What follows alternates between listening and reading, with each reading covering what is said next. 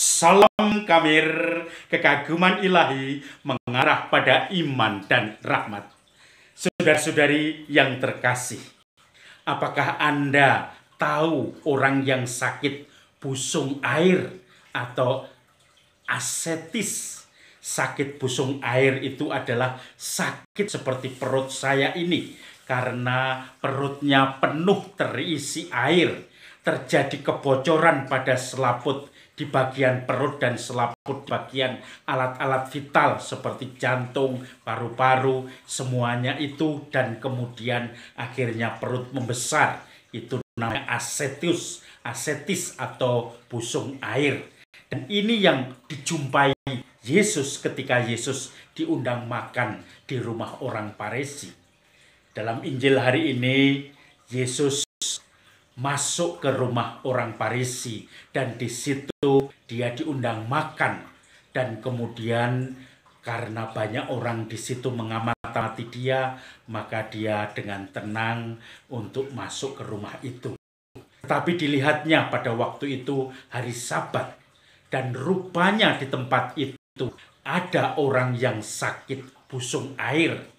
Perutnya melendung, perutnya membesar karena penuh dengan air, dan orang itu tentu saja sangat menderita. Saudara-saudari yang terkasih, lalu orang banyak itu mengamati Yesus. Kalau akhirnya Yesus menyembuhkan orang itu pada hari itu, hari Sabat, mereka bisa menyalahkan Yesus. Lalu kemudian Yesus melihat orang itu dan bertanya kepada orang Farisi dan ahli-ahli Taurat yang hadir di situ, bolehkah menyembuhkan orang pada hari Sabat? Mereka diam saja. Lalu Yesus mengatakan, sembuhlah. Lalu memegang tangan orang yang sakit busung air itu. Maka sembuhlah orang itu. Lalu Yesus mengatakan, jika di antara kamu mempunyai domba atau sapi, anaknya terperosok ke dalam lubang, walaupun itu di hari Sabat, apakah kamu juga akan menariknya? Tentu kamu akan menariknya. Dan orang-orang itu diam saja karena tidak punya jawaban untuk membantahnya. Saudara-saudari yang terkasih, ada saja orang-orang yang berusaha menyalahkan Yesus. Ada saja orang-orang yang melihat perbuatan baik tetapi diberi kacamata gelap atau negatif. Yesus menyembuhkan orang yang sakit busung air, dan itu tentu saja sudah bertahun-tahun, dan orang itu merasa gembira disembuhkan. Dia tidak peduli disembuhkan pada hari biasa atau hari Sabat. Tetapi orang-orang Yahudi dan orang-orang Farisi, ahli-ahli Taurat, mereka mencatat tidak boleh orang disembuhkan pada hari Sabat atau menyembuhkan orang pada hari Sabat. Memang di daftar hari Sabat menurut hukum Taurat itu tidak boleh ada banyak item pekerjaan yang dilarang. Seorang tabib atau dokter tidak boleh praktek. Seorang dukun tidak boleh praktek. Seorang petani tidak boleh di kebun untuk mencangkul, untuk menggarap sawah, tidak boleh memanen, tidak boleh berjalan lebih dari beberapa kilometer. Dan itu menjadi aturan yang dihidupi, hidup mati bagi orang-orang Farisi dan ahli Taurat itu. Seakan-akan kalau melaksanakan itu, mereka sudah dibenarkan Tuhan. Tetapi justru kemunafikan itu, dan mereka langsung menjadi polisi atas orang lain, menghakimi, menganggap salah semuanya, padahal jelas-jelas perbuatannya baik. Kalaupun orang-orang itu mempunyai kambing atau domba terperosok ke dalam lubang di hari Sabat, mereka pun juga akan cancut tali wondo, akan bekerja keras untuk mengangkat hewan ternak yang terperosok dalam lubang itu. Saudara-saudari yang terkasih, saya teringat bahwa kita diberikan talenta oleh Tuhan.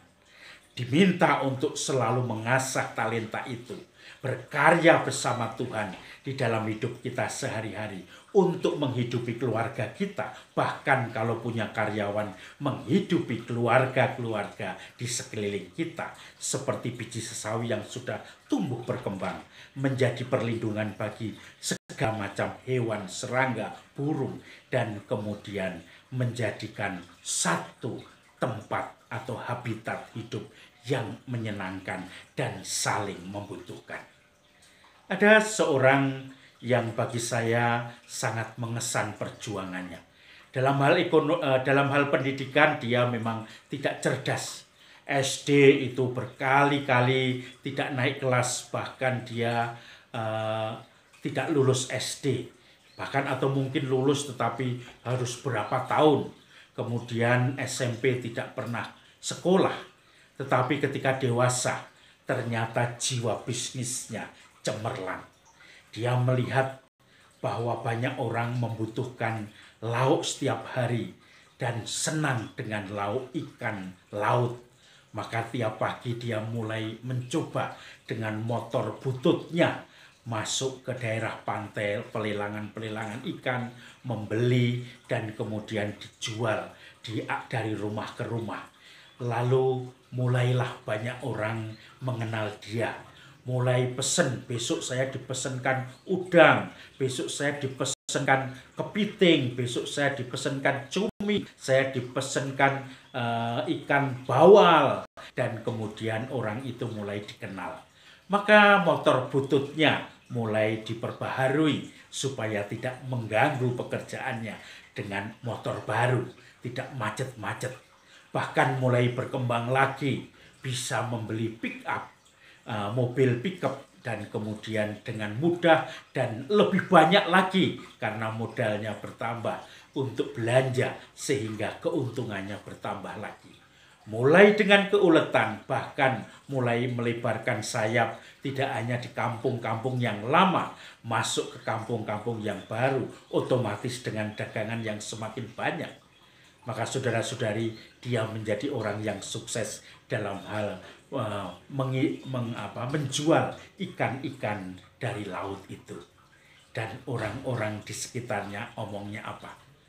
Dia ngingu tuyul, dia punya tuyul, punya pesugihan, maka kekayaannya drastis untuk naik. Dan dia tentu saja sering ke gunung yang mencari pesugihan itu. Orang dengan enak menghakimi, orang dengan enak mengatakan dia negatif, padahal mereka tidak melihat perjuangan orang ini. Bagaimana bangun pagi-pagi menuju ke pantai untuk kulaan. Bagaimana harus keliling untuk ngiderkan dengan bau amis, dengan bau yang tidak tahan bagi orang-orang itu. Dan kemudian akhirnya dia mulai berhasil.